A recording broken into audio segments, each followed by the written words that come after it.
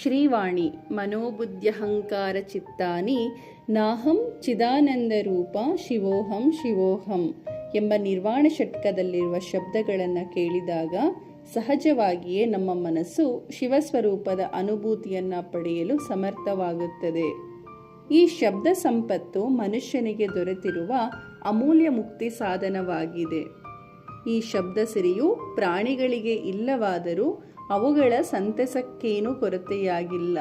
ಶರಣು ಶರಣಾರ್ಥಿ ನಮಸ್ಕಾರ ಎಂಬ ಒಂದೇ ಶಬ್ದವು ಎಷ್ಟೋ ಜನರ ಪ್ರೀತಿಯನ್ನ ಗಳಿಸುತ್ತದೆ. ಅದಕ್ಕೆಂದೇ ಬಸವಣ್ಣನವರು ಅಯ್ಯ ಎಂದೆಡೆ ಸ್ವರ್ಗ, ಎಲ್ಲವೋ ಎಂದೆಡೆ ನರಕ ಎಂದು ಹೇಳಿದರು. ಅಲ್ಲಮ್ಮ ಪ್ರಭುದೇವರು ಮಾತೆಂಬುದು ಜ್ಯೋತಿರ್ಲಿಂಗ ಎಂದರು.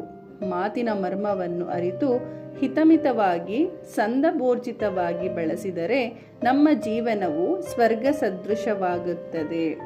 ಅದೇ ಮಾತು ಅಹಿತಕರಿಯಾಗಿದ್ದರೆ ಜೀವನವು ನರಕ ಸದೃಶವಾಗುತ್ತದೆ. ಜಪ ತಪ ಎಂದರೆ ಇನ್ನೇನೂ ಅಲ್ಲ, ಪರಮ ಪವಿತ್ರವಾದ ಶಿವ, ಹರ, ಹರಿ, ನಾರಾಯಣ ಮುಂತಾದ ದೇವರ ನಾಮಗಳನ್ನು ಮೇಲಿಂದ ಮೇಲೆ ಬಳಸುವುದು. ದೇವರೇ ಸೂರ್ಯನ ರೂಪದಲ್ಲಿ ಬಂದು ನಮಗೆ ಬೆಳಕನ್ನು ನೀಡುತ್ತಿರುವನು.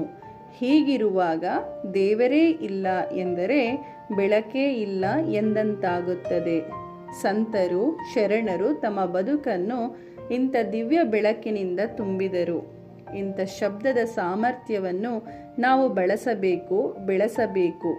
ಮಾತಿನಲ್ಲಿ ಕನ್ನಡ, ಮರಾಠಿ, ಹಿಂದಿ, ಸಂಸ್ಕೃತ, ಇಂಗ್ಲಿಷ್ ಎಂಬ ಭೇದ ಭಾವವಿಲ್ಲ. ಭಾಷೆ ಯಾವುದಾದರೇನು, ಶಬ್ದದ ಸಾಮರ್ಥ್ಯ, ಮಾತಿನ ಮಹಿಮೆ ಒಂದೇ ಆಗಿರಬೇಕು. ಶಬ್ದದಲ್ಲಿ ಪರ, ಪಶ್ಯಂತಿ, ಮಧ್ಯಮ, ವೈಖರಿ ಎಂದು 4 ಪ್ರಕಾರ. ನಾವು ಮಾತನಾಡಿದಾಗ ಕೇಳಿಬರುವ ಶಬ್ದವೇ ವೈಖರಿ. ಅದೇ ಶಬ್ದವು ನಮ್ಮೊಳಗೆ ಭಾವರೂಪದಲ್ಲಿದ್ದಾಗ ಮಧ್ಯಮ ಎನ್ನಿಸುತ್ತದೆ. ಜ್ಞಾನರೂಪದಲ್ಲಿರುವಾಗ ಪಶ್ಯಂತಿ ಎನಿಸುತ್ತದೆ. ಅದರಾಚೆ ಮನಬುದ್ಧಿಗಳ ಹಿಂದೆ ಇನ್ನೂ ಸೂಕ್ಷ್ಮವಾಗಿರುವಾಗ ಅದು ಪರ ಎನ್ನಿಸುತ್ತದೆ.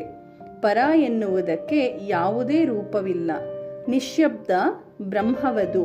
ಅಲ್ಲಿಂದ ಉತ್ಪತ್ತಿಯಾದ ಶಬ್ದವೇ ಸಕಲ ಸೃಷ್ಟಿಗೆ ಕಾರಣವಾಯಿತೆಂದು ವಿಜ್ಞಾನಿಗಳ ಅಭಿಪ್ರಾಯ. ಒಳ್ಳೆಯ ಶಬ್ದಗಳನ್ನು ಬಳಸಿ ನಾವು ಒಳ್ಳೆಯ ಜೀವನ ಸಾಗಿಸೋಣ. ಅಡುಗೆ ಚೆನ್ನಾಗಿದೆ ಎಂದರೆ ಮಾಡಿದವರಿಗೆ ಸಂತಸ, ಉಂಡವರಿಗೂ ಸಂತಸ. ನಗಿಸುವುದಕ್ಕೆ ಅಳಿಸುವುದಕ್ಕೆ ಮಾತೇ ಕಾರಣ. ಹಿಟ್ಲರ್ನಂತೆ ಮಾತನಾಡಿದರೆ ಯುದ್ಧ, ಸಾವು, ನೋವು, ಅಳು. ಬುದ್ಧ, ಬಸವ, ಮಹಾವೀರರಂತೆ ಮಾತನಾಡಿದರೆ ಜಗತ್ತೇ ಸ್ವರ್ಗ ಸದೃಶವಾಗುತ್ತದೆ. ಧನ್ಯವಾದಗಳು.